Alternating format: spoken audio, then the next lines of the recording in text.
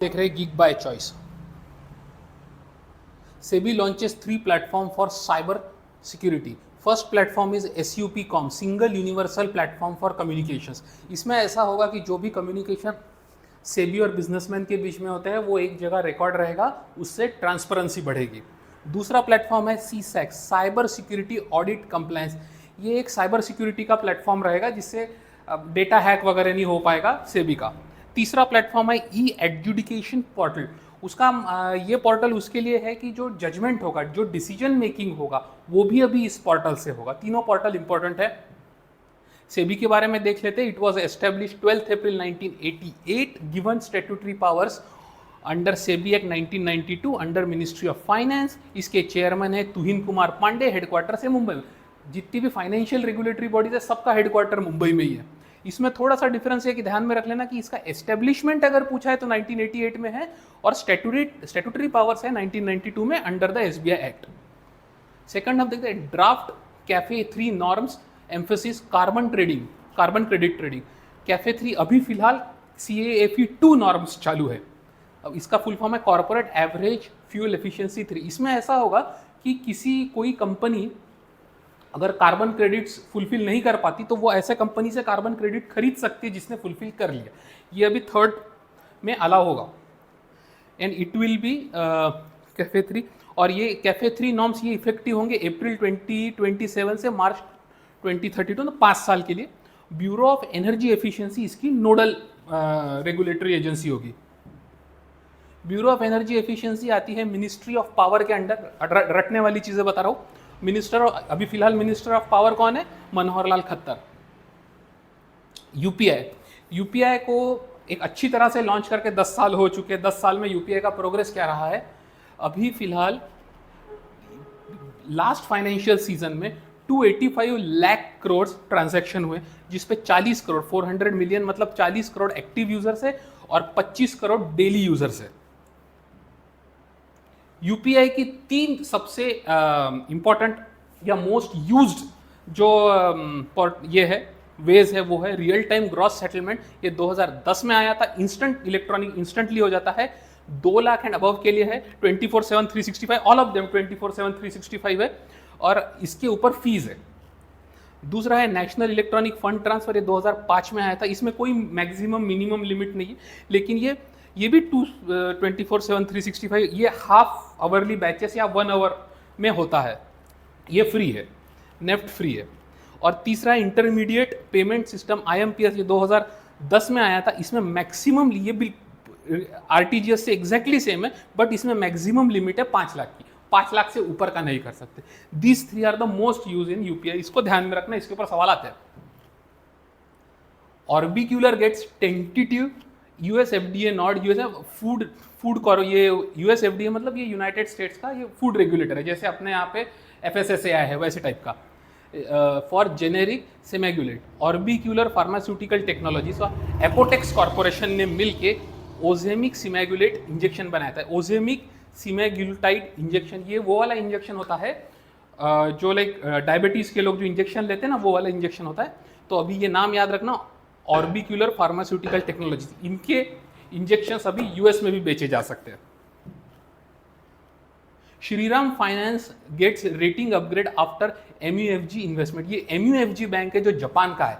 ये इंडिया में बहुत इन्वेस्ट करता है। इसके ऊपर और भी न्यूज़ है। अभी इसने श्रीराम फाइनेंस में इन्वेस्ट किया। श्रीराम फाइनेंस भी इंडिया में बहुत बड़ी कंपनी है। तो जैसे इन्होंने ये श्रीराम फाइनेंस में इन्वेस्ट किया, श्रीराम फाइनेंस की क्रेडिट रेटिंग बढ़ गई एकदम से। US FPI is pulling out of India. FPI का मतलब होता है फॉरेन पोर्टफोलियो इन्वेस्टर, मतलब जो बड़े इन्वेस्टर्स होते हैं, जैसे कोई पेंशन फंड हो गया, कोई एजुकेशन फंड हो गया। वो फंड का फंड जब इन्वेस्ट करता है US का, वो FPI में जाता है। तो इस साल क्या हुआ? इस साल ये हुआ कि 3.96 लाख करोड़ फंड उन्होंने विड्रॉ कर लिए, निकाल लिए। न्यूज़ ऐसी है कि सेबी इससे थोड़ी परेशान है कि क्यों इतने पैसे निकल रहे हैं। सेकंड याद में रखने वाली बात है, फर्स्ट USA है, सेकंड लग्जमबर्ग जिन्होंने 75,000 लाख करोड़ निकाला, थर्ड सिंगापुर है जिसने 68,000 लाख करोड़ निकाला। ये पूरा करप्शन का पैसा है लग्जमबर्ग वाला। हाँ, और टोटल FPI अपना जो डाउन हुआ है वो 71.78 लाख करोड़ से 62.48 लाख करोड़ तक पहुंच चुका है। तो इंडिया से पैसा बाहर जा रहा है फिलहाल। Delhi draft EV policy release, new Delhi ने एक ड्राफ्ट ईवी पॉलिसी निकाली है। उसके तहत अभी फिलहाल तो ड्राफ्ट है, याद में बस इतना रख लेना कि किस स्टेट ने ईवी पॉलिसी निकाली है, वो दिल्ली है। छोटी चीजें देख लेते हैं। 100% tax exemption on road tax and registration fees 31 मार्च 2030 तक जितनी भी ईवी व्हीकल्स है उनके लिए रोड टैक्स और रजिस्ट्रेशन माफ है। 30 लाख से कम वाली इलेक्ट्रिक व्हीकल्स जो है उसके लिए तो जीएसटी भी माफ है। हाइब्रिड व्हीकल्स के लिए 50% माफ है। ओके, और 3 व्हीलर ऑटो जो रहेंगे वो 1 जनवरी 2027 से वो ईवी वाले ही रजिस्टर होंगे, नॉर्मल वाले बंद हो जाएंगे। ये कुछ मेन पॉइंट्स है, जब कंप्लीटली रिलीज हो जाएगा तब डिटेल में देख लेंगे। Prime ministers national relief fund, अभी क्या हुआ कि मथुरा में एक थोड़ा सा ट्रेजेडी हो गया, तो उससे prime ministers national relief fund से कुछ पैसा रिलीज किया गया। हमारे लिए इंपॉर्टेंट ये है कि ये prime ministers national relief fund के बारे में 1948 में जवाहरलाल नेहरू ने यह स्टार्ट किया था। इसको कोई सरकारी मदद नहीं रहती, कोई सरकार इसको मदद नहीं करती, सारा पैसा पब्लिक खुद डोनेट करती है। ओके, और ये प्राइम मिनिस्टर इस फंड को पर्सनली मैनेज करते हैं या उनके थ्रू किसी कमिटी के थ्रू करवाते हैं।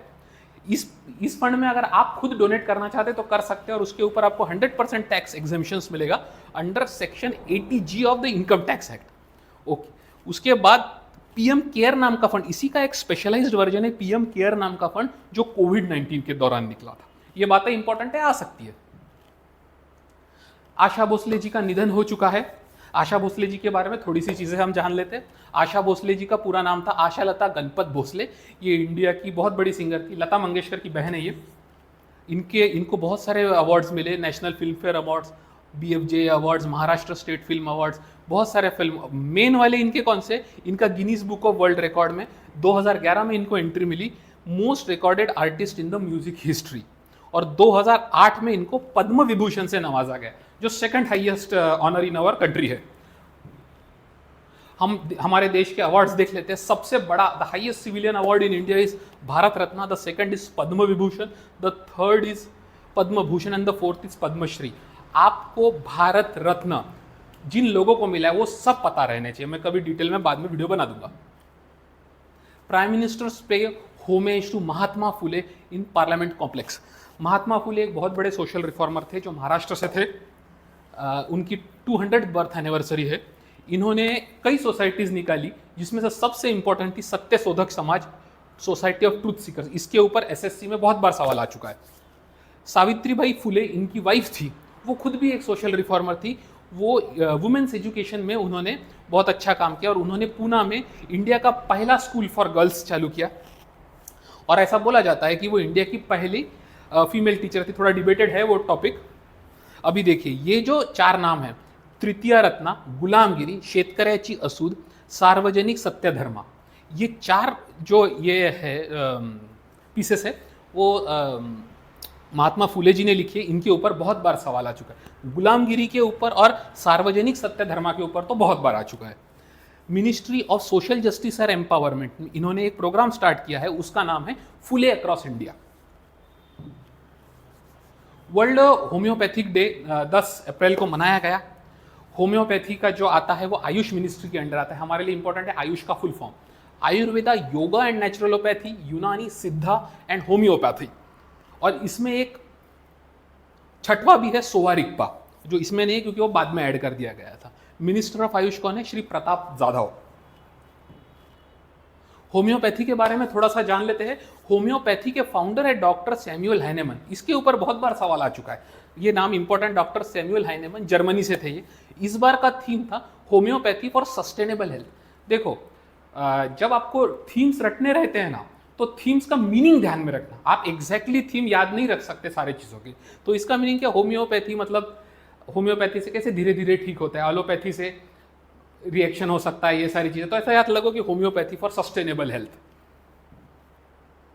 रक्षा मंत्री and Uttar Pradesh CM inaugurate laser show, इन्होंने ये कर दिया। हमारे लिए इंपॉर्टेंट क्या है? हमारे लिए इंपॉर्टेंट है डिफेंस मिनिस्टर है हमारे राजनाथ सिंह, चीफ मिनिस्टर है हमारे योगी आदित्यनाथ, और इन्होंने वो लेजर शो में 2 ऑपरेशंस के बारे में बताया जाएगा जो हमें पता रहना चाहिए, ऑपरेशन विजय और ऑपरेशन मेघदूत। ऑपरेशन विजय 2 थे, एक 1999 में जो कारगिल वॉर हुआ था, उसमें हमने ऑपरेशन विजय करके पाकिस्तानी फोर्सेस को वहां से हटाया, एंड ऑपरेशन विजय 1961 में गोवा लिबरेशन, जो हमने गोवा को पोर्चुगीज रूल से लिबरेट किया था, वो भी ऑपरेशन विजय है। और ऑपरेशन मेघदूत हुआ था 1984 में, जिसमें हमने सियाचिन ग्लेशियर की कुछ पोस्ट खाली पड़ी थी वो हमने कैप्चर कर लिया। एक्चुअली उसी का बदला लेने के लिए पाकिस्तान ने कारगिल किया था, लेकिन वो उसमें सक्सेस नहीं हो पाया और हम मेघदूत पे सक्सेस हो गए। CARI Bengaluru becomes the first CCRIS institute to achieve ISO। ये नंबर ध्यान में रखना, 15189, ये 2022 तो वो है, ईयर है वो, 15189 ध्यान में रखना। 15189 2000 accreditation in biochemistry and haematology. Haematology का मतलब होता है test, blood test, urine test, ये टेस्ट, वो टेस्ट। तो अभी फुल फॉर्म देख लेते हैं, CCRS central council for research in Ayurvedic sciences, and CARI ये ज़्यादा इंपॉर्टेंट है, सेंट्रल आयुर्वेदिक रिसर्च इंस्टीट्यूट। इसका मतलब ऐसा हुआ कि अभी ये जो CCRI है ये पहला आयुर्वेदिक इंस्टीट्यूट है जिसकी test will be on par with the allopathic tests.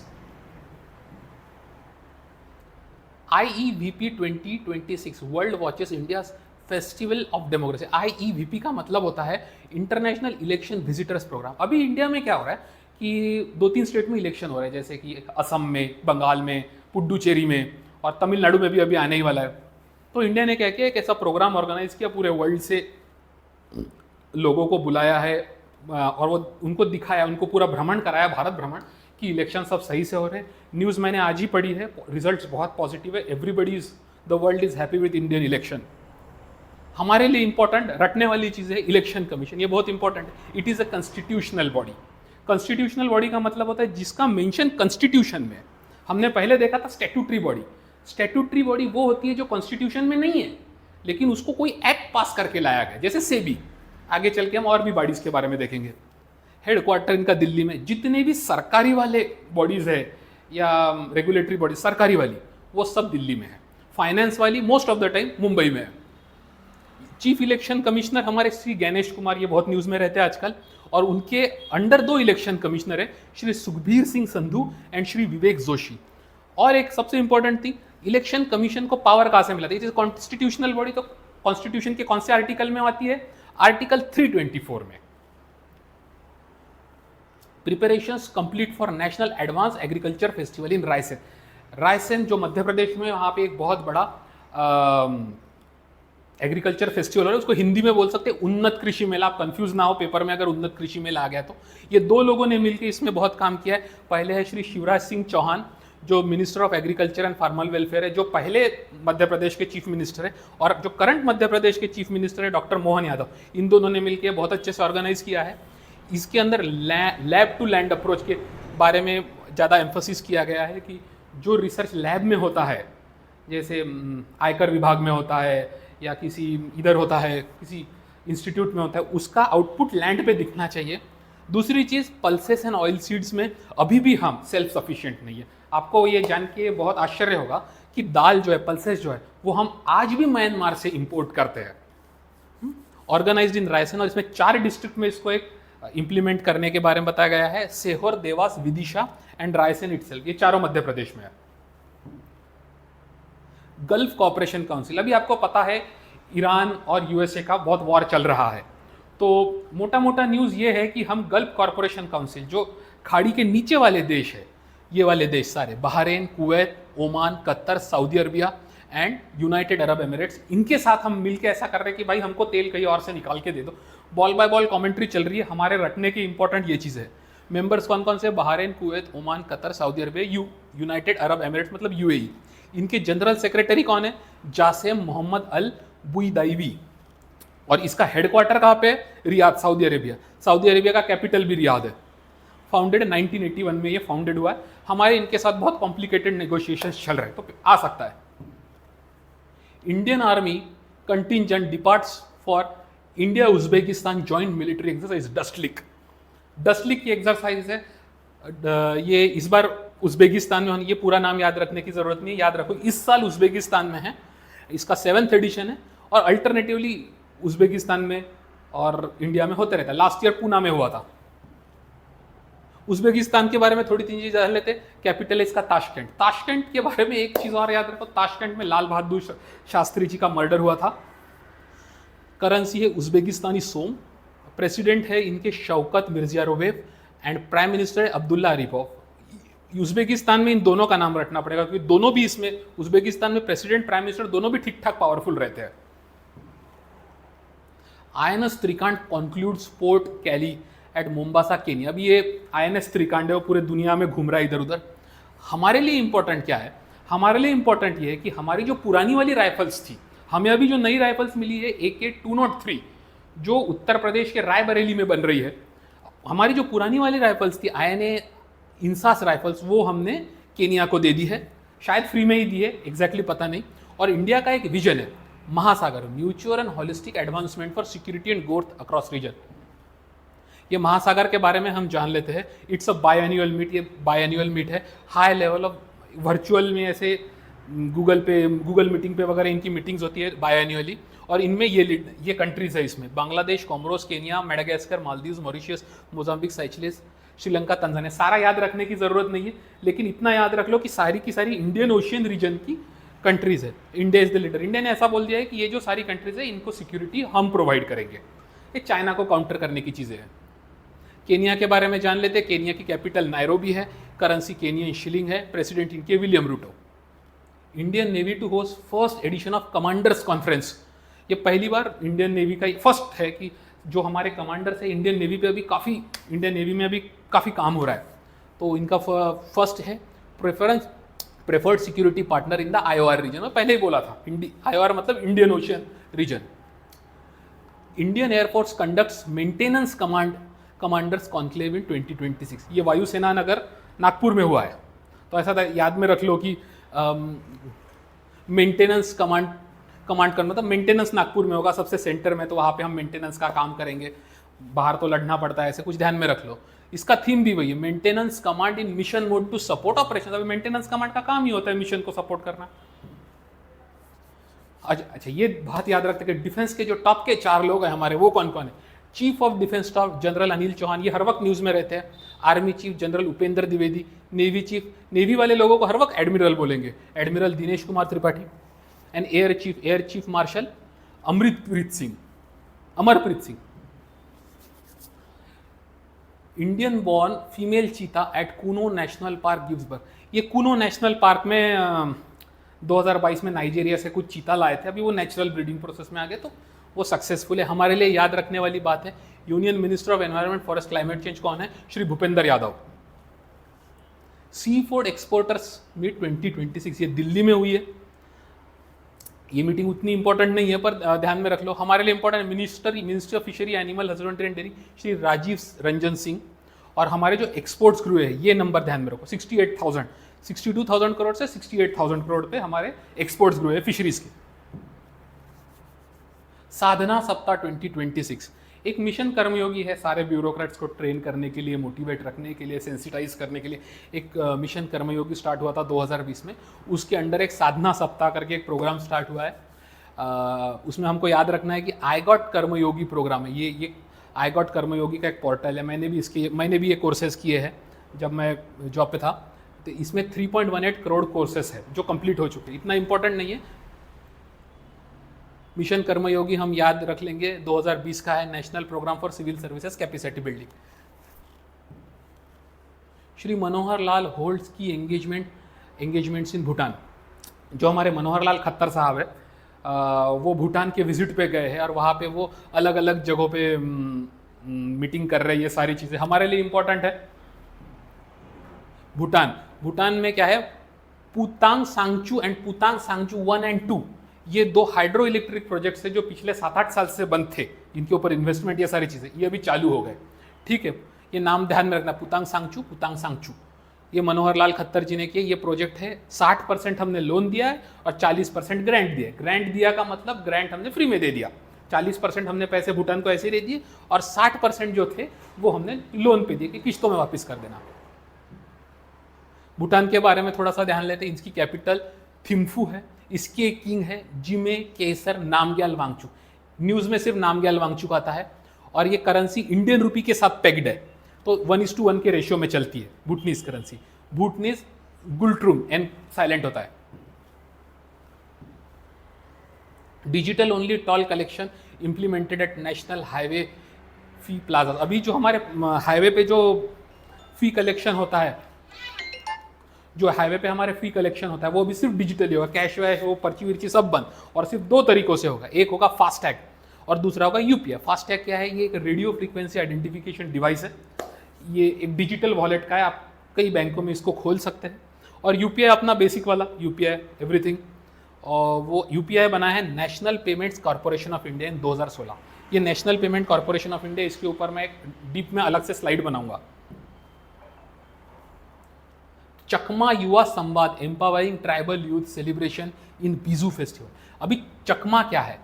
Chakma tribe है जो चिट्टागोंग हिल ट्रैक्ट्स में रहती है। जैसे पाकिस्तान के लिए बलोची लोग विद्रोह करते हैं, वैसे बांग्लादेश के खिलाफ ये चकमा ट्राइब विद्रोह करती है, तो हम उसको सपोर्ट कर रहे हैं। और श्री अंतर सिंह आर्या, ये जो चेयरमैन है national commission for scheduled tribes के, ये इन्होंने वो होस्ट किया था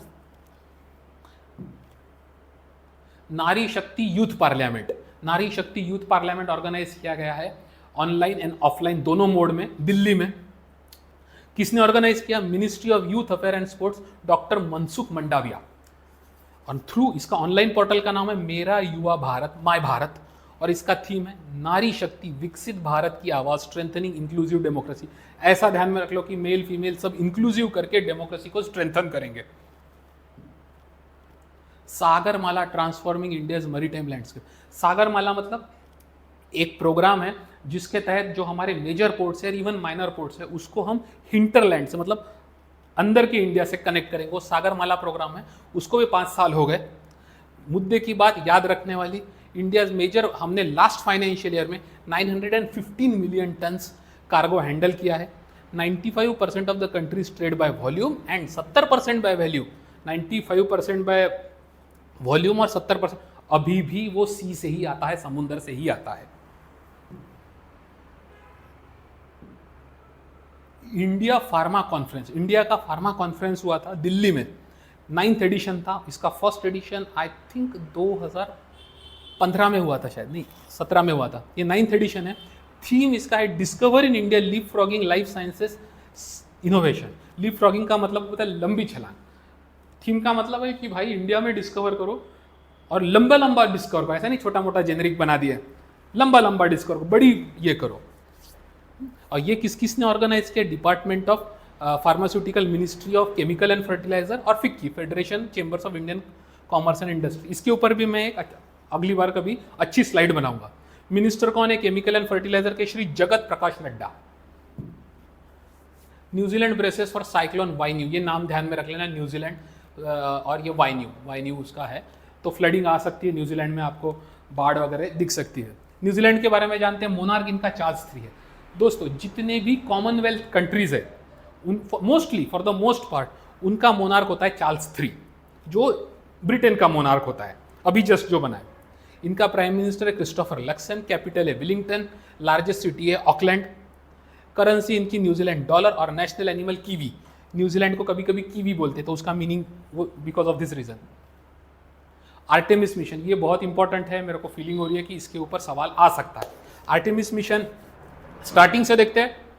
ये एक आर्टेमिस प्रोग्राम है जो स्पेस पॉलिसी डायरेक्टिव 1 इन 2017 इसके तहत आया था। ये डोनाल्ड ट्रंप ने इसमें बहुत काम किया था। उसके तहत आर्टेमिस 1 हुआ।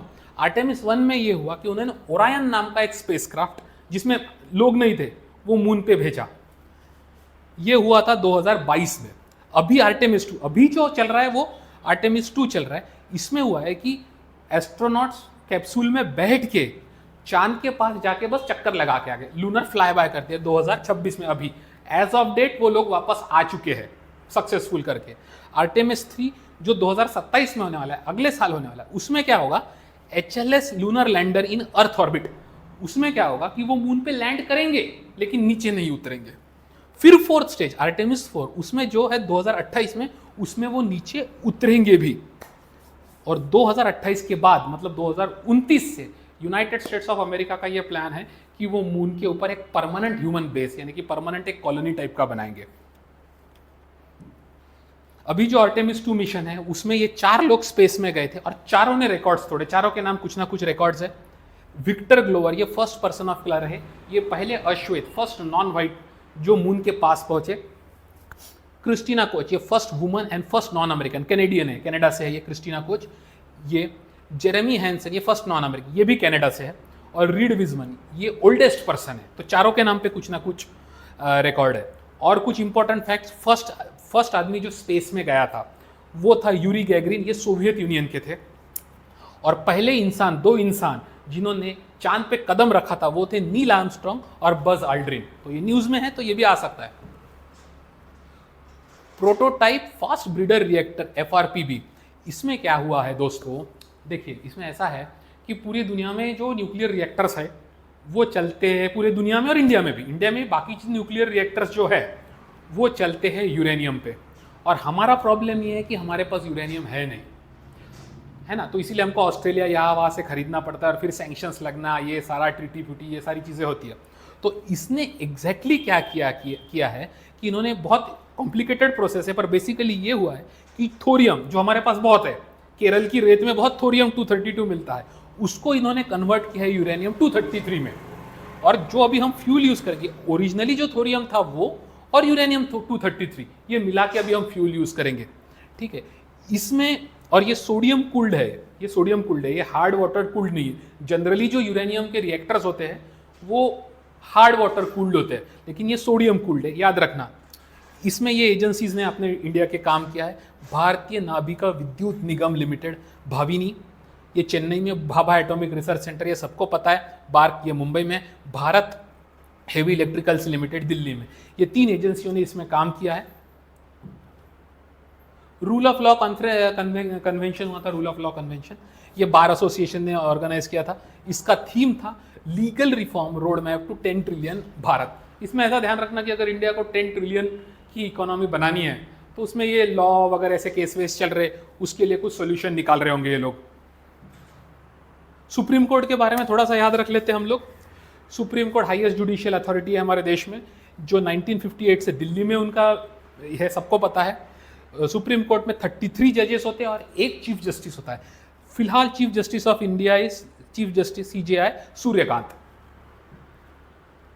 Cloud Mythos limited list, Anthropic नाम की एक कंपनी, एंथ्रोपिक नाम की कंपनी है, उन्होंने क्लाउड माइथोस नाम का एक AI सॉफ्टवेयर निकाला है जो साइबर सिक्योरिटी में उनके हिसाब से the best in the world है। अभी इन्होंने लिमिटेड रिलीज किया है, पर ये 2 नाम ध्यान में रखना। एंथ्रोपिक कंपनी ने रिलीज किया है क्लाउड माइथोस नाम का ये सॉफ्टवेयर।